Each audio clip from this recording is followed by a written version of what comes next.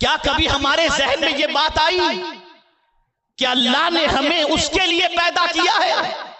یہ تصور جب ذہن میں آتا ہے، یہ خیال جب ذہن میں آتا ہے، تو پھر اس کی زندگی میں انقلاب پیدا ہو جاتا ہے، پھر اس کی زندگی سنور جاتی ہے، پھر ہر بیکار کام اسے بہت زیادہ چبھتے نظر آتے ہیں، بلکہ اپنے لمحوں کی قدر کرتا ہے، اپنی سانسوں کی قدر کرتا ہے، اپنے وقت کی قدر کرتا ہے، اپنے دماغ کو صحیح طور پر یوٹیلائز کرتا ہے، اس لیے کہ وہ جانتا ہے مجھے اللہ نے جیسا بنایا ایسا کسی کو نہیں بنایا۔ خود رب قدیر جل جلالہ نے فرمایا ان اکرمکم عند اللہ اتقاکم، کہیں فرمایا اللہ عز و جل نے هو الذی یصورکم فی الارحام ما یشاء، پروردگار جل جلالہ نے فرمایا لقد خلقنا الانسان فی احسن تقویم۔ آپ اندازہ تو لگائیے اللہ عز و جل نے انسان کو کتنی خوبیوں سے نوازا، لیکن اے انسان تیری سوچ پر تعجب ہو رہا ہے، جس خالق نے تجھے اتنا کچھ عطا کیا تیرے پاس سب کے لیے وقت ہے، تیرے رب کے لیے تیرے پاس وقت نہیں۔ کوئی تجھے اللہ کی عطا کردہ آنکھ جیسی آنکھ نہیں دے سکتا، کوئی اللہ کی عطا کردہ کان جیسے کان نہیں دے سکتا، کوئی اللہ کی عطا کردہ زبان جیسی زبان نہیں دے سکتا۔ اے رسول اعظم صلی اللہ علیہ وسلم کے دیوانوں، میرے پیارے آقا صلی اللہ علیہ وسلم کے پیارے دیوانوں، اب آپ سوچیں، آپ نے یہ ذہن بنا لیا ہے یا ہم سب سوچ رہے ہیں اپنے بارے میں، کیا ہم نے یہ ذہن بنا لیا ہے کہ ہمارا وجود ہے، ہم جو چاہیں دیکھیں، جو چاہیں کریں، جس طریقے سے چاہیں زندگی گزاریں؟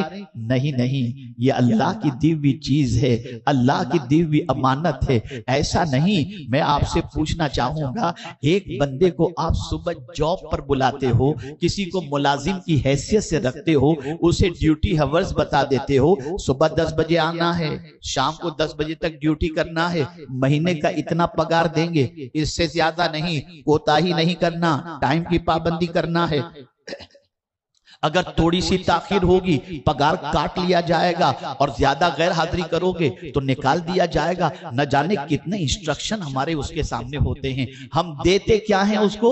مہینے کے آخر کے اندر 20,000 25,000 30,000، بہت ہائیلی کوالیفائیڈ کوئی ہے 1,00,000 2,00,000 5,00,000 دے دیتے ہیں، اللہ اکبر۔ لیکن اگر وہ مسلسل نافرمانی کرنا شروع کرے، مسلسل غیر حاضری کرنا شروع کرے، تو پھر ہم اس کو فائر کر دیتے ہیں، جاؤ میری کمپنی سے نکل جاؤ، میری دکان سے نکل جاؤ۔ آپ دوسری دکان تلاش کر لیں گے، دوسرا جاب تلاش کر لیں گے۔ لیکن میں آپ سے پوچھنا چاہتا ہوں، اللہ کی صبح سے لے کر رات تک ہم نافرمانی کرتے ہیں، اگر وہ کہہ دے زمین میری ہے نکل جاؤ یہاں سے، کون سی دوسری زمین ہے جہاں ہم جائیں گے؟ اللہ کہہ دے میرے آسمان جیسے سائبان سے ہٹ جاؤ، کہیں اور چلے جاؤ، کوئی جائے پناہ ہمارے لیے نہیں ہے۔ لیکن اے کریم تیری عظمتوں کو پر قربان کہ ایک ملازم اپنے سیٹ کے یہاں ملازمت 1 مہینے کی کرنے کے بعد 1 مہینے کا پیسہ وہاں سے حاصل کرتا ہے، لیکن 2-4 باتیں نہ مانے تو اس کی روزی بند ہو جاتی ہے۔ لیکن تیرے احسان پر قربان کہ ہم زندگی بھر تیری نافرمانی کر رہے ہیں، پھر بھی تو ہمیں عطا کر رہا ہے، تو ہمیں کھانا دے رہا ہے، تو ہمیں پینا دے رہا ہے، ہمیں زندگی دے رہا ہے، ہمیں زندگی کے جینے کا وقت دے رہا ہے۔ میرے پیارے آقا صلی اللہ علیہ وسلم کے پیارے دیوانوں، اب میں آپ سے پوچھنا چاہتا ہوں، کبھی پرپز آف کریشن کے بارے میں سوچو، اپنی تخلیق کے مقصد کے بارے میں سوچو۔ اب آپ کے سامنے اور میرے سامنے یہ مائک ہے، مائک والوں کو ہمارے جعفر بھائی نے، حافظ صاحب نے آرڈر دیا ہوگا، کنڈیشن رکھی ہوگی، دیکھو اچھا مائک لے کر کے آنا، صحیح طور پر آواز پہنچانے والا مائک لے کر کے آنا، گڑبڑی نہیں ہونی چاہیے۔ اب وہ مائک لے کر کے آیا، اب مائک میں بیان کروں اور میری آواز آپ تک نہ پہنچے، سیٹی مارنے لگے، بند ہو جائے تو اس کا نام میں تبدیل کر دوں گا۔ یہ بھنگار کہاں سے لے کر کے آئے ہو؟ اب مائک کا نام چھین لیا گیا اور اسے کچرے کا نام دے دیا گیا۔ سن لو، آج اگر دنیا کے پیروں تلے مسلمان آ رہے ہیں تو اس کی وجہ یہ ہے کہ جس مقصد کے لیے اللہ نے پیدا کیا تھا، جب وہ مقصد مسلمان پورا نہیں کرتا تو آج مسلمان جو ہے دلیت سے زیادہ کمزور تصور کیا جاتا ہے، آج کا مسلمان بیکورڈ تصور کیا جاتا ہے۔ ہے، آج کا مسلمان جاہل تصور کیا جاتا ہے، آج کا مسلمان ڈاکو لٹیرا تصور کیا جاتا ہے، لیکن جن کے سامنے مقصد موجود ہوتا ہے ان کے جسم پر اگر قیمتی لباس بھی نہ ہو، عالی شان محل بھی نہ ہو، تب بھی کوئی بندہ نواز کہلاتا ہے، کوئی غریب نواز کہلاتا ہے، کوئی داتا گنج بخش کہلاتا ہے۔ وجہ کیا ہے؟ ان کے سامنے پرپز آف کریشن تھا، وہ جانتے تھے کہ اللہ نے ہم کو کیوں پیدا کیا، وہ اپنی زندگی کو بیکار کے کاموں میں خرچ نہیں کرتے دکھائی دیں گے، ان کی زندگی کا لمحہ لمحہ اللہ کے قانون کے مطابق گزرتا ہوا نظر آئے گا۔ اے نوجوانوں ذرا ہوش کے ناخن لو، تم کیا کر رہے ہو؟ اس پیدا کرنے والے کے پیدا کرنے کا مقصد تم بھول گئے۔ تمہارا بیٹا اگر بڑا ہونے کے بعد آؤٹ آف ٹریک ہو جائے تو تم اپنے بچے سے ضرور یہ کہتے ہو، کیا اسی دن کے لیے میں نے تجھے بڑا کیا تھا؟ مولا بھی پوچھے گا، کیا اسی لیے میں نے تجھے پیدا کیا تھا؟ ہے جواب کی تیاری؟ ذرا سوچو، ذرا اندازہ لگاؤ، اس معبود برحق نے، پالنہار حقیقی نے اتنا عظیم مرتبہ ہمیں عطا کیا، اور پھر ایک ایسا دستور حیات ہمیں عطا کیا کہ اس ایک کتاب کے ذریعے اور پیغمبر رحمت صلی اللہ علیہ وسلم کے ذریعے ہم بلندی کے اس مقام تک پہنچ سکتے ہیں جس مقام تک دنیا کا کوئی انسان نہیں پہنچ سکتا۔ لیکن غافل، اتنے غافل، اتنے غافل، اتنے غافل کہ اب تو قرآن ماننے والا بندہ یہ کہتا ہے کہ ہمیں کوئی راستہ سجائی نہیں دیتا۔ تو میں آپ سے کہتا ہوں، ماہ رمضان میں اللہ نے قرآن نازل فرمایا اور فرمایا شہر رمضان الذی انزل فیہ القرآن ھدی للناس، کے لوگوں کو راستہ دکھانے والی ہی تو کتاب ہے۔ تمہیں راستہ کیوں نظر نہیں آتا؟ اس لیے کہ تم قرآن نہیں پڑھ رہے۔ تمہیں راستہ کیوں نظر نہیں آتا؟ اس لیے کہ قرآن کے ترجمے کو نہیں پڑھ رہے ہو۔ تمہیں راستہ کیوں نظر نہیں آتا؟ اس لیے کہ قرآن سے رہنمائی کا تمہیں جذبہ نہیں ہے۔ تم تو پکچر سے رہنمائی، دیکھیں ذرا ہیرو نے بال کیسے رکھے، پینٹ کیسی پہنی، ٹی شرٹ کون سا پہنا۔ ظالموں، جس خدا نے زندگی عطا فرمائی اور جس رسول کے طریقے کو اپنانے کا حکم دیا، ان کے طریقے کو چھوڑ کر تم سوال پذیر اور آوارہ کے طریقے کو اپنانا جب چاہو گے تو تمہاری زندگی میں کبھی ترقی اور کامیابی آ ہی نہیں سکتی۔ یہ قوم اور ٹائم ضائع کرے۔ آئیے ایک واقعہ سناتا ہوں، تھوڑا سا سبق سیکھو۔ ایک بزرگ تھے، وہ ایک روٹی کھاتے اور جب روٹی کھاتے تو ٹائم دیکھتے کہ اس روٹی کو چبانے میں کتنا وقت لگتا ہے۔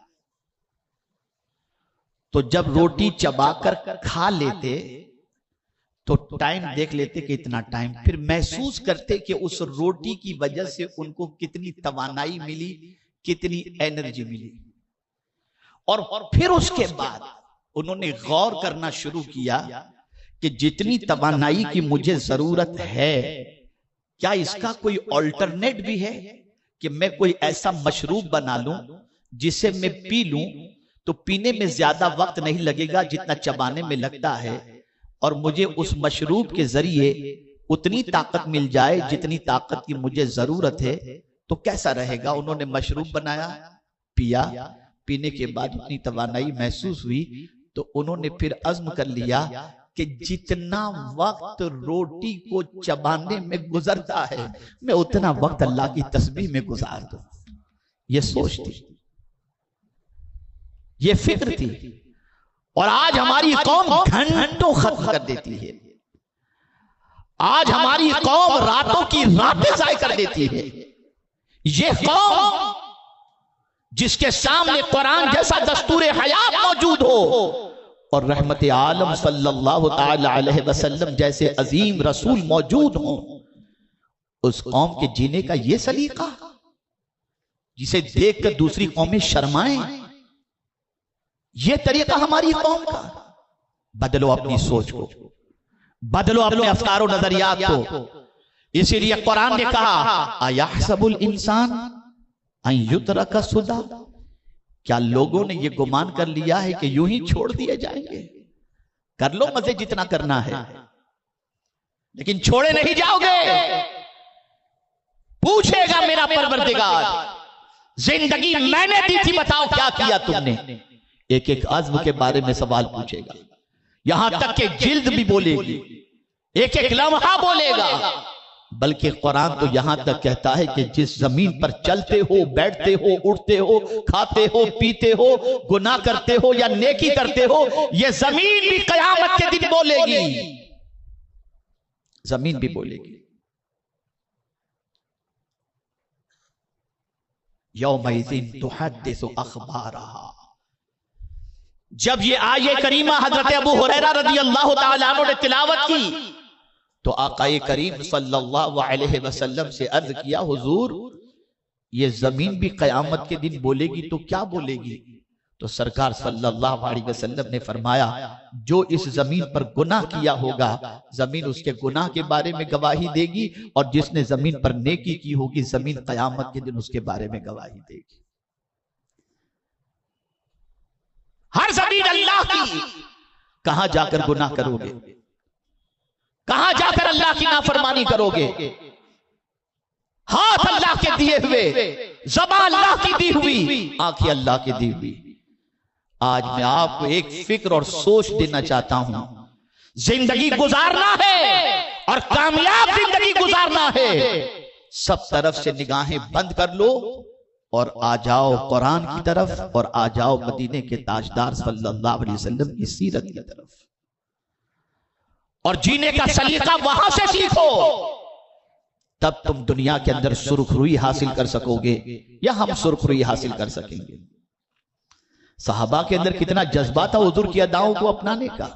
حضرت ابو دردہ رضی اللہ تعالی عنہ جب کسی سے ملاقات کرتے تو مسکراتے ہوئے ملتے۔ بیوی نے کہا، بڑے عجیب آدمی ہو، آپ لوگوں سے مسکراتے ہوئے ملتے ہو، پتہ نہیں لوگ آپ کو مسکراتے دیکھ کر کیا تصور کریں، کچھ پتہ نہیں کیا کیا کہیں۔ جواب سنیے حضرت ابو دردہ رضی اللہ تعالیٰ عنہ کا، ارشاد فرماتے ہیں، میرے بارے میں دنیا کیا کہے گی مجھے اس کی پرواہ نہیں، میں نے تو اپنے نبی کو جیسا کرتے دیکھا تھا ویسا کر رہا ہوں۔ وہ صحابہ تھے، توجہ چاہوں گا، وہ صحابہ تھے جنہیں نبی کی ادا پر عمل کرنے میں خوشی محسوس ہوتی، اور آج کا مسلمان ہے جو نبی کی اداؤں کو اپنانے کے اندر شرم محسوس کرتا ہے۔ تم اتنے شرمیلے ہو گئے، گناہ کرنے میں نہیں شرماتے، گندی پکچریں دیکھنے میں نہیں شرماتے، آوارگی میں نہیں شرماتے، برائیوں میں نہیں شرماتے۔ جب بھی تمہیں شرم آتی ہے تو اللہ کے دین پر عمل کرنے اور مدینے کے تاجدار صلی اللہ علیہ وسلم کے طریقے پر عمل کرنے میں تمہیں شرم آتی۔ اللہ اکبر، اللہ اکبر، کیسا عجیب دور آ چکا۔ کلمہ پڑھنے والا خود نبی کی اداؤں کے بارے میں سوچے کہ میں اپناؤں گا تو دنیا پتہ نہیں کیا سمجھے گی، اس سے بڑھ کر کے تباہی اور بربادی کا وقت اور کون سا ہو سکتا ہے؟ اے رسول اعظم صلی اللہ علیہ وسلم کے دیوانوں، سوچ بدلو، فکر بدلو، دماغ کو درست کرو۔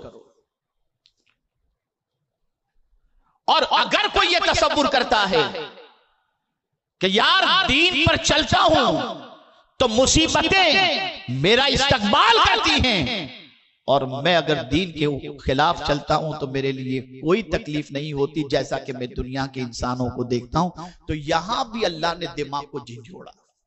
یہ تیری سوچ ہے، یہ تیری فکر ہے۔ بندے میں تجھے بتا دوں کہ میں کیوں آزماتا ہوں اور آزماؤں گا۔ احسب الناس، یہاں بھی دماغ سوچ کو، احسب الناس ان یترکوا ان یقولوا آمنا وہم لا یفتنون، کیا لوگوں نے یہ گمان کر لیا کہ اتنا کہنے پر چھوڑ دیے جائیں گے کہ ہم اللہ پر ایمان لائے اور ان کی آزمائش نہیں ہوگی؟ اللہ اکبر! جب تم نے اللہ کا بندہ اور اللہ کو اپنا معبود کہہ دیا تو تاریخ اٹھا کر دیکھو، انبیاء کی جماعت ہو یا صحابہ کی جماعت ہو یا اس راستے پر چلنے والوں کی جماعت ہو، سب کو آزمایا گیا۔ اب آزمایا کیوں جاتا ہے؟ ارے یار دنیا میں ذرا دیکھو، آدمی کسی سے محبت کرتا ہے، ماں اپنے بیٹے سے محبت کرتی ہے، بیٹے کی شادی ہو گئی، بیوی آ گئی تو بیٹے سے کہتی ہے ماں تم مجھ سے بہت محبت کرتا ہے نا؟ ہاں ماں محبت کرتا ہوں، ٹھیک ہے تیری بیوی کو چھوڑ دے۔ اس طریقے کی باتیں آج کی مائیں کرتی ہیں۔ کبھی ماں کہتی ہے مجھ سے محبت کرتا ہے نا بیٹا، مجھے یہ دکھا دے، مجھ سے محبت کرتا ہے یہ دلا دے۔ تو محبت کی دلیل طلب کی جاتی ہے کہ یہ کتنی محبت کرتا ہے، تو مولا فرماتا ہے کہ تو اگر ایمان لے آیا ہے اور مومن ہے تو تیرا بھی امتحان ہوگا، اور میرے بندے یہ امتحان میں تیرا اس لیے نہیں لوں گا کہ میں جان لوں کہ تو کتنا مجھ سے محبت کرتا ہے، بلکہ امتحان کی وجہ یہ ہے وَلَقَدْ فَتَنَّ الَّذِينَ مِنْ قَبْلِهِمْ فَلَيَعْلَمَنَّ اللَّهُ الَّذِينَ صَدَقُوا وَلَيَعْلَمَنَّ الْكَاذِبِينَ، تاکہ اللہ دنیا کو دکھا دے کہ یہ مجھ سے کتنی محبت کرتا ہے اور میری محبت میں کتنا سچا ہے یا جھوٹا ہے۔ اے رسول اعظم صلی اللہ علیہ وسلم کے دیوانوں، پتہ یہ چلا ہمارے لیے دنیا کی لذتیں نہیں ہیں، ہمارے لیے آخرت ہے۔ آخری بات درج کر کے میں اپنی گفتگو کو سمیٹنے کی کوشش کرتا ہوں۔ میرے پیارے آقا صلی اللہ تعالی علیہ وسلم کے پیارے دیوانوں، وہ لوگ جن کی سوچ یہ بن چکی ہے کھاؤ پیو اور موج کرو، اسی لیے ہم دنیا میں آئے ہیں، ڈرو۔ ایسے لوگوں کے بارے میں حضور نے بہت سخت، حضور کو اللہ نے بڑا عظیم ارشاد فرمایا، جن کی زندگی صرف اس لیے کہ کیا کھائیں گے، کیا پیئیں گے، کیا مست رہیں گے، کہاں کھائیں گے، کیا ڈش کھائیں گے اور کہاں انجوائے کریں گے۔ اللہ نے اپنے محبوب سے فرمایا ذرہم یاکلوا ویتمتعوا ویلہہم الامل فسوف یعلمون، محبوب ان کو چھوڑ دو۔ اللہ نے فرمایا ذرہم، میرے محبوب ان کو چھوڑ دو، جن کی زندگی کا مشغلہ ہی یہی ہے کھائیں پیئیں اور لمبی امیدیں کریں، ان قریب وہ جان لیں گے جب اللہ قیامت میں ان سے پوچھے گا تو پتا چلے گا کہ تم کو کھانے پینے کے لیے پیدا کیا گیا تھا یا میری عبادت کے لیے پیدا کیا گیا تھا۔ تو آج اس روح پرور سنی اجتماع میں آپ کو یہی پیغام دینا چاہوں گا کہ بیکار کے کاموں سے اپنے آپ کو روک لو۔ مسلمان کبھی بے مقصد زندگی نہیں گزارتا، اس کی زندگی کا کوئی ٹارگٹ ہوتا ہے، کوئی مقصد ہوتا ہے، اس مقصد کے تحت وہ زندگی گزارتا ہے۔ ہماری زندگی کا بھی مقصد اللہ نے متعین فرما دیا، اور وہ کیا ہے؟ بس اس کو ایک آیت کے ذریعے سمجھا دوں، یا ایھا الذین آمنوا ارکعوا واسجدوا واعبدوا ربکم وفعلوا الخیر لعلکم تفلحون۔ اے ایمان والو، رکوع کرو، سجدہ کرو، اللہ کی بندگی کرو اور بھلائی کے کام کرو تاکہ تم کامیابی سے ہمکنار ہو جاؤ۔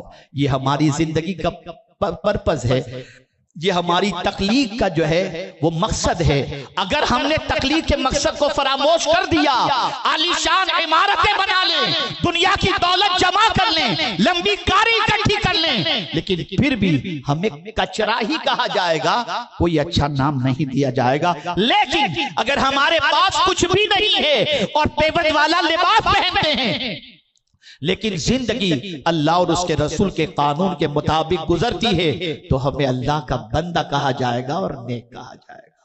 آج سے یہ نائٹ کے ٹائم کو ویسٹ کرنے کا انداز چھوڑ دو۔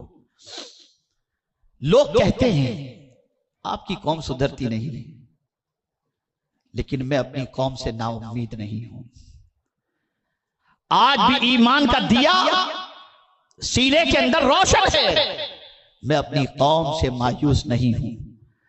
آج بھی ہماری قوم قرآن کے اثر کو قبول کرنے کے لیے تیار ہے۔ کاش کہ ایسا ہوتا۔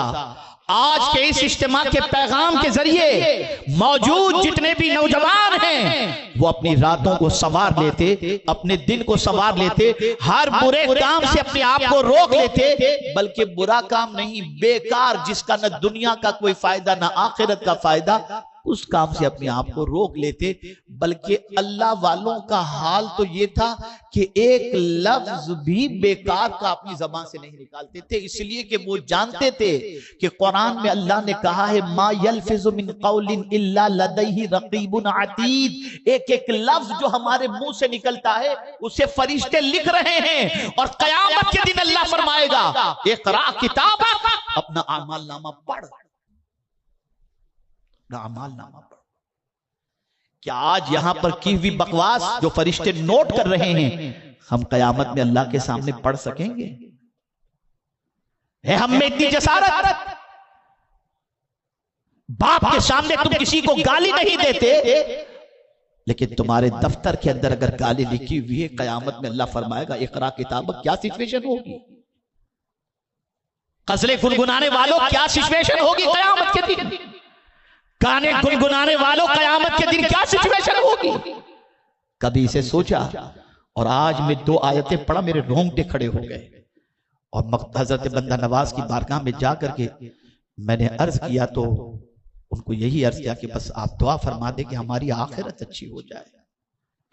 جانتے ہیں آپ آیت کے 2 ٹکڑے میں نے پڑھے، انشاءاللہ اس پر اللہ نے چاہا زندگی رہی تو ممکن ہے کہ میں انشاءاللہ حبلی کے اجتماع میں انہی آیات پر انشاءاللہ گفتگو کروں گا، لیکن تھوڑا سا بندہ نواز کے فیضان کی وجہ سے میں عرض کر دوں۔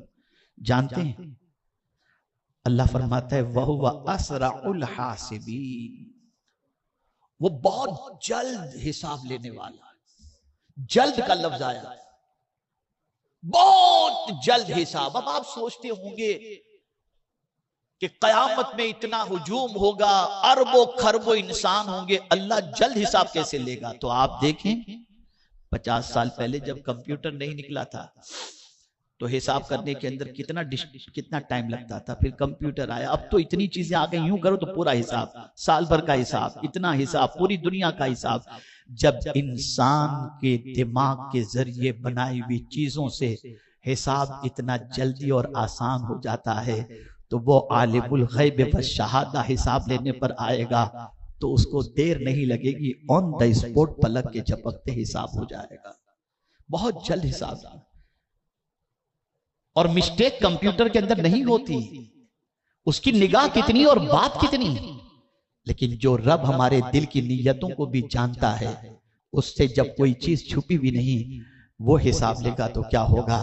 تو پھر مجھے امام عشق و محبت کا شعر یاد آتا ہے، تو اور رضا سے حساب لینا، تو اور رضا سے حساب لینا، رضا بھی کوئی حساب نہیں۔